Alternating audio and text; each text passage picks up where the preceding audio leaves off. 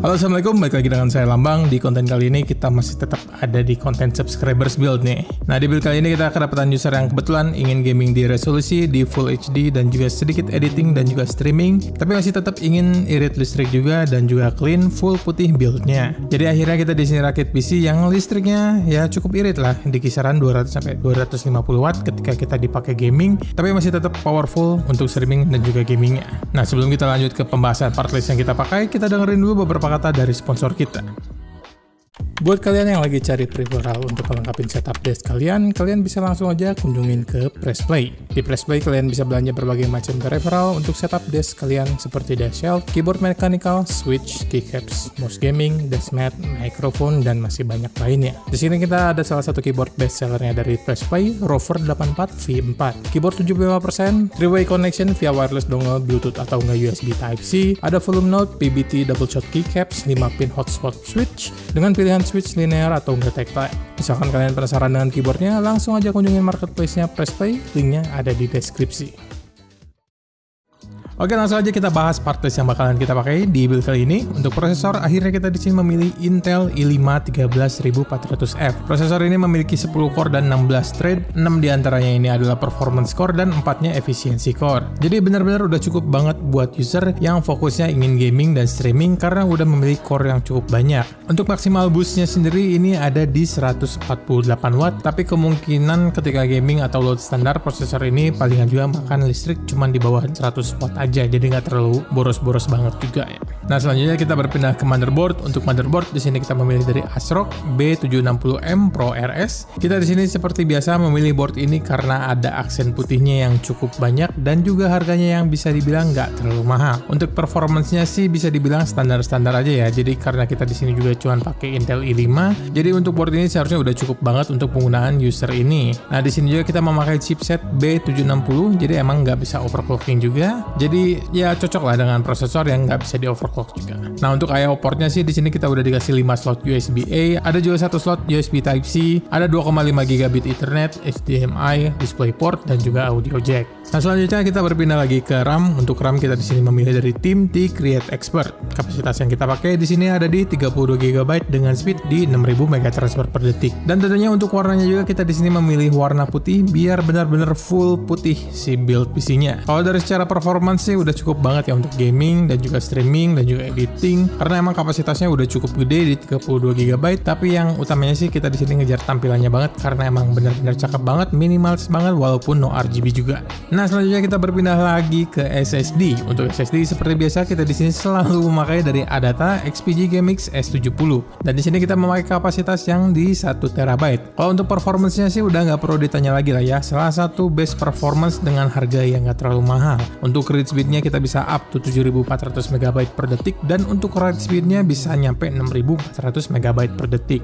Nah, selanjutnya kita berpindah lagi ke GPU. Untuk GPU di sini kita memilih dari NVX 4060 yang 8 GB. Nah, untuk brand yang kita pakai di sini kita pakai dari brand Zotac dengan tipe yang Twin Edge OC. Alasan kita pakai Nvidia di sini karena emang benar-benar ngejar performance di Full HD dan juga irit listriknya. Karena emang paling irit listrik ini ada di 4060. Selain itu juga untuk kualitas streaming Nvidia emang lebih bagus daripada kualitas streamingnya AMD dengan bitrate yang sama. Nah, kalau untuk dari performance sih nanti bakalan kita lihat aja di bagian benchmarknya, tapi yang pasti bakalan aman banget untuk gaming di resolusi 1080 hingga Full HD yang bisa dijamin aman, bisa rata kanan dengan menghasilin framerate di atas 60. Nah, selanjutnya kita berpindah lagi ke CPU cooler. Di sini kita akhirnya memakai liquid cooler dari Segotep, ini yang seri KL360 ERGB. Cooler ini memiliki ukuran di triple 120 mm atau enggak 360 mm. Jadi kalau secara performance cooler ini sebetulnya udah aman banget untuk prosesor yang memiliki loadnya di atas 250 watt. Selain itu di cooler ini juga di bagian headblocknya kita udah dikasih fan kecil yang fungsinya sebagai pendingin VRM. Jadi mirip seperti liquid cooler yang udah high end ya, seperti ROG Ryujin dan juga Arctic Liquid Freezer. Nah, untuk palm speednya juga di sini benar-benar udah kencang banget, bisa dia diklaim bisa run sampai 5000 rpm, jadi benar-benar kencang banget. Dan untuk masalah performance sih nanti udah nggak perlu khawatir lagi deh, bisa nge-handle i7 kalau nggak i9 sekalipun. Udah gitu ditambah juga garansi resmi dari Acer selama 3 tahun yang ngebikin ya lebih aman aja gitu ya pas pakainya. Nah, lalu selanjutnya kita berpindah lagi ke power supply. Untuk di sini kita memakai brand dari Segotep lagi dengan seri yang kita pakai ini adalah GM650 Watt Ape. Power supply ini memiliki kapasitas di 650 watt dengan sertifikasi 80 plus gold dan juga sudah support ATX 3.0 dan juga PCIe 5.0. Power supply ini udah memiliki soket modularnya di bagian pinggir power supply ya, jadi seperti mirip banget kayak Corsair Shift series. Jadi untuk kabel routingnya pasti bakalan lebih enak banget dan juga bakalan rapi banget.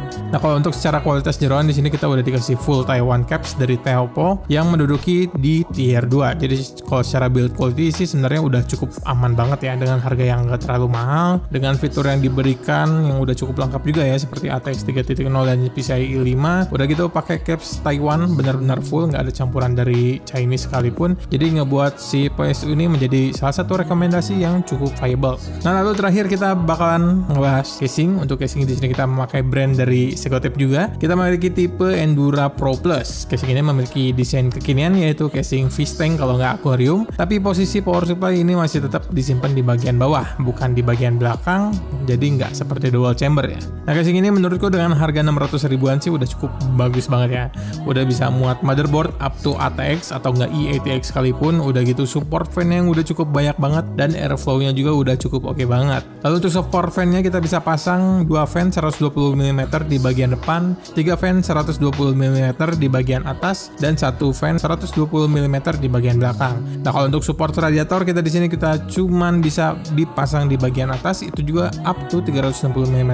Jadi makanya kita pakai radiator dan liquid cooler yang ukurannya 360 mm biar supaya kelihatan build-nya lebih full aja. Nah, lalu di sini kita bakalan tambahin juga dengan fan tambahan. Kita di sini pakai fan dari Segotep HB12. Kita pakai 2 fan reverse di bagian depan samping dan 1 fan normal di bagian belakang untuk exhaust. Nah, lalu untuk kabel extensionnya juga seperti biasa kita selalu pakai dari Techwear Flag biar supaya build-nya lebih kelihatan rapi dan warnanya lebih masuk ke tema build-nya. Nah, begitu deh dari pemilihan part kali ini. Untuk total harganya bisa langsung dilihat sekarang. Nah, oke, kalau begitu langsung aja kita rakit PC-nya.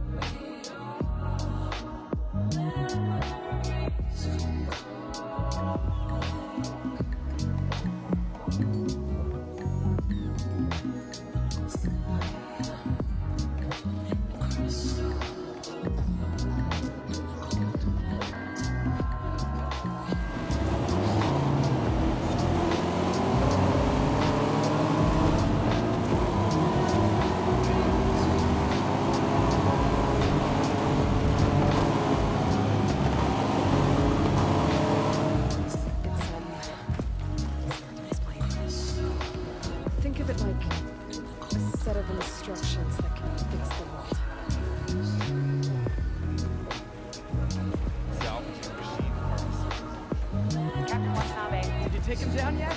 No, we're at this tower, but still waiting on the warrant. Mind if I join in on the fun?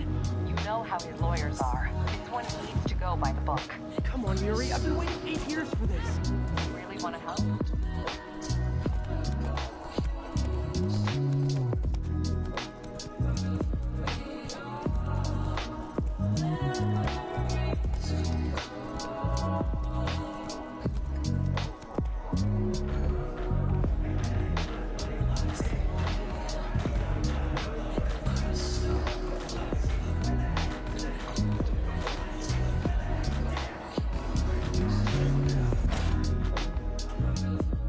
Alhamdulillah buildnya sudah selesai. Jadi gimana nih menurut kalian? Kalau menurut saya sih build ini udah bisa dibilang agak sedikit overkill ya, terutama di bagian CPU cooler. Sebetulnya dengan prosesor yang gak terlalu panas ini, kita ngepakein cooler yang sepowerful dan segede ini, jelas banget ketika kita full load juga ini nggak berasa apa-apa sama sekali. Bahkan ketika kita tes gaming juga suhunya benar-benar aman banget, masih tetap under di 60 derajat, dan ketika benchmark Cinebench juga kita masih tetap bisa stay di bawah 60 derajat. Jadi benar-benar untuk performance ini udah benar-benar oke banget lah. Nah, jadi sebenarnya build ini masih aman banget misalkan kedepannya kita mau upgrade juga ke i7, karena emang coolernya udah benar-benar proper dan juga mumpuni untuk ngedinginin i7 kalau nggak i9 sekalipun.